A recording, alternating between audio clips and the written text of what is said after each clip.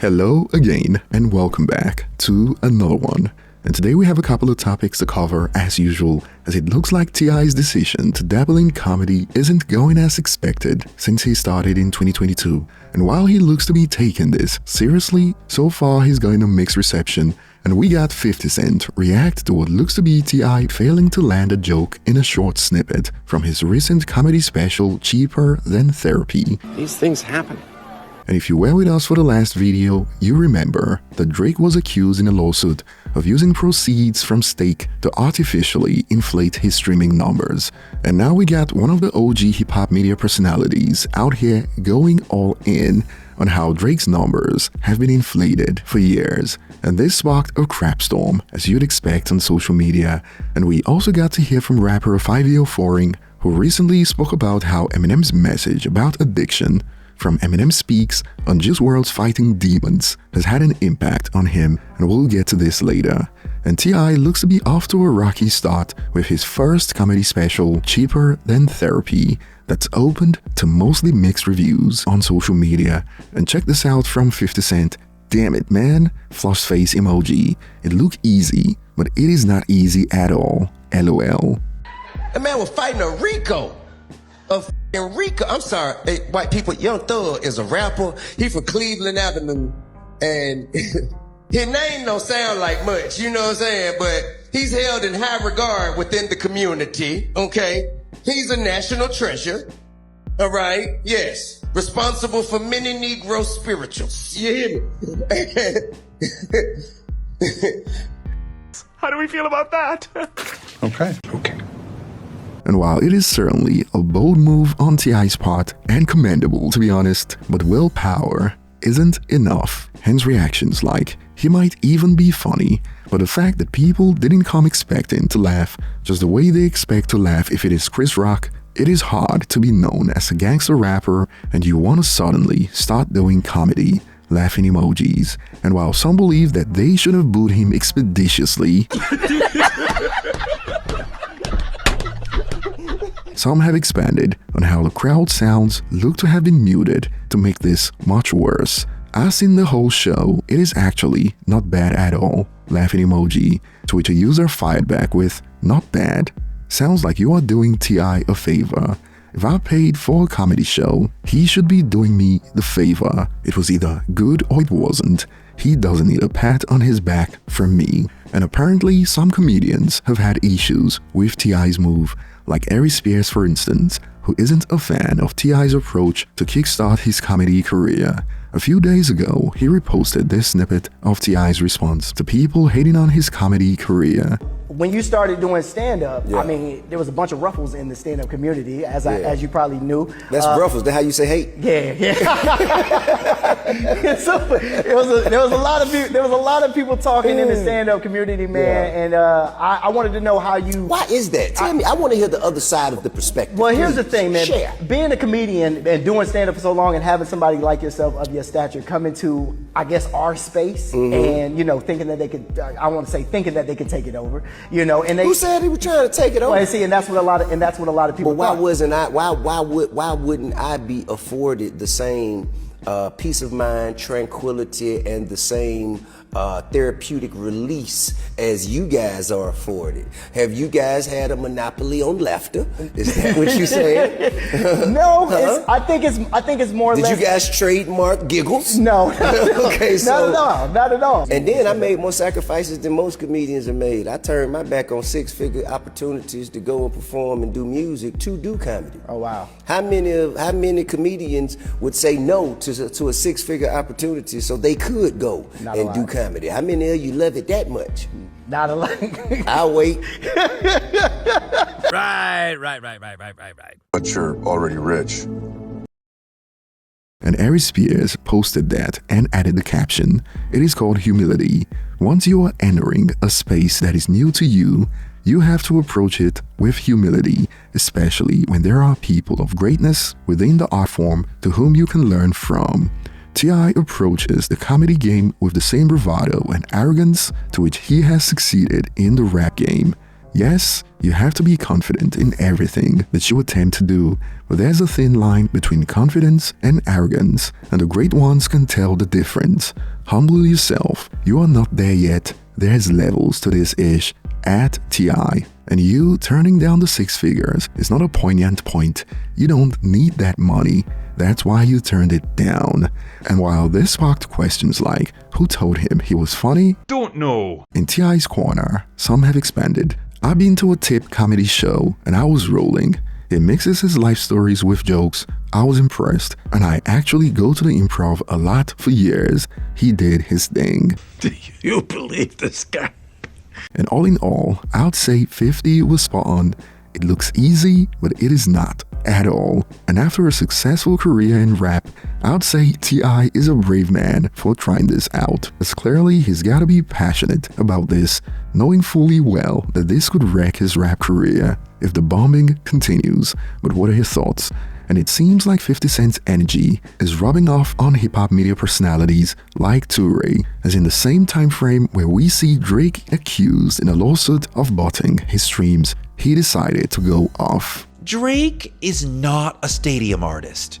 King Green pointed this out to me on Rap Latte. When Drake tours America, he does not do stadiums, he does arenas. It's a big difference. Arenas are where NBA and NHL teams play, and they're generally 10 to 20,000 seaters. Stadiums are where NFL teams play, and those are like 40, 50, 60, 70,000 seaters.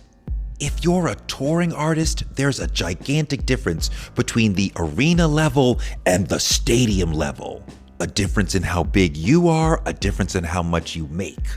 Now, when you look at the streaming numbers, Drake is one of the biggest artists in the game. Spotify's top 4 most streamed artists for 2025. Number 4, Drake. Number 3, The Weeknd. Number 2, Taylor Swift. Number 1, Bad Bunny. Bad Bunny does stadiums outside the US. Taylor and The Weeknd do stadiums inside the US. Bad Bunny is a stadium artist outside the US. Taylor and The Weeknd are stadium artists in the US. But Drake is not. Why? Because you can't fake a ticket sale. Wow, that was kind of brutal. Now, before we continue, to be fair to Drake, Toure's never been a huge fan of the rapper, as far as I know, as a few months ago, this caused a crapstorm on social media, the 7 biggest reasons why I hate Drake. But just because he hates Drake doesn't automatically mean he's wrong about Drake. Both points can be correct or wrong at the same time. And I just wanted to put this out there before we continue, for those who didn't know. There's no love lost. You can fake a stream, you can use bots, you can use payola, you can use all sorts of things to manipulate Spotify and other online metrics to make your songs seem bigger than they actually are. And Drake has been doing a lot of that. He uses bots, he buys streams, he uses all sorts of things to inflate his numbers. But when it comes time for people to buy tickets and sit in them and cheer for you, his audience isn't as big as everyone else at his level of streaming. Because Drake's audience isn't as big as the numbers make it seem. When the lights come on and the tickets start getting purchased, we see that Drake is not one of the biggest artists in the game.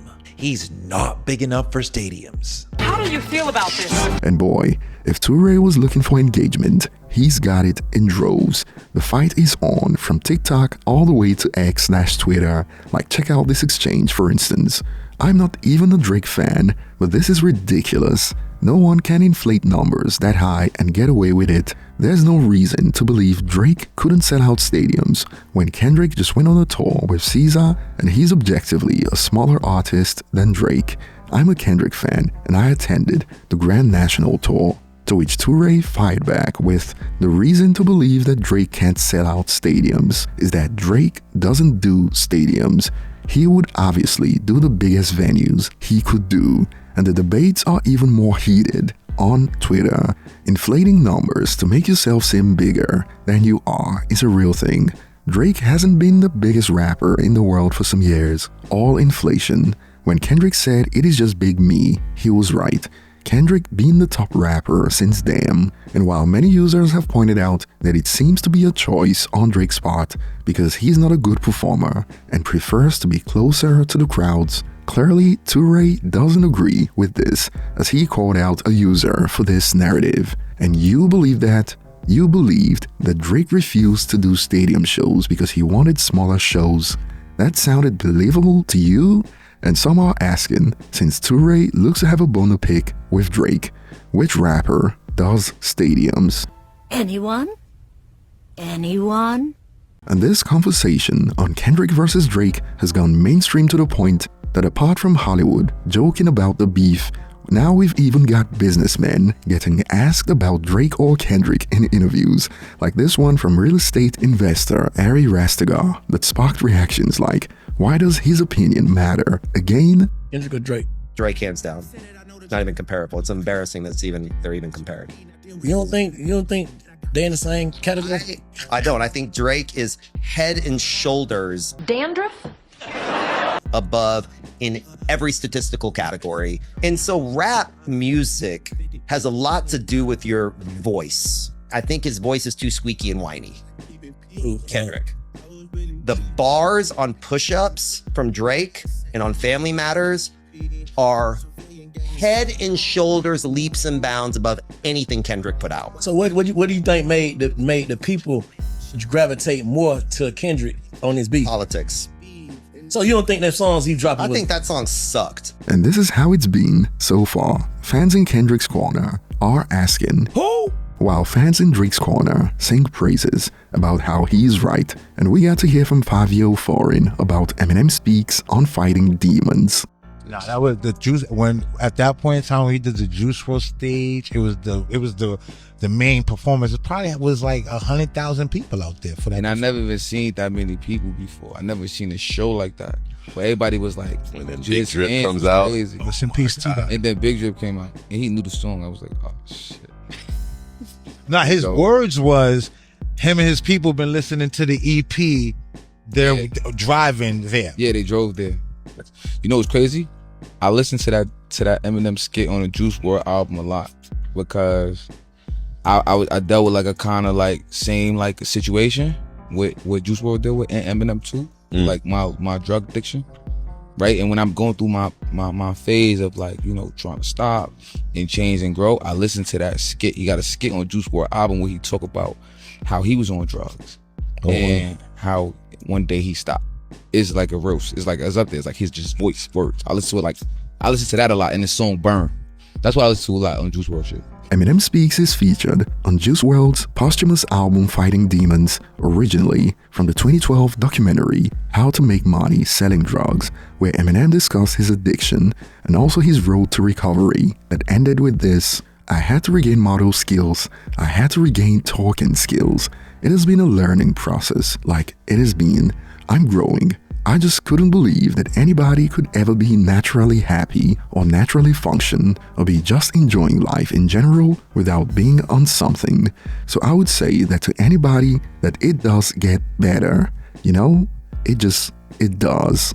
And that will be all for today. And I'll be looking forward to your thoughts in the comment section. Thanks for watching, and I will see you on the next one.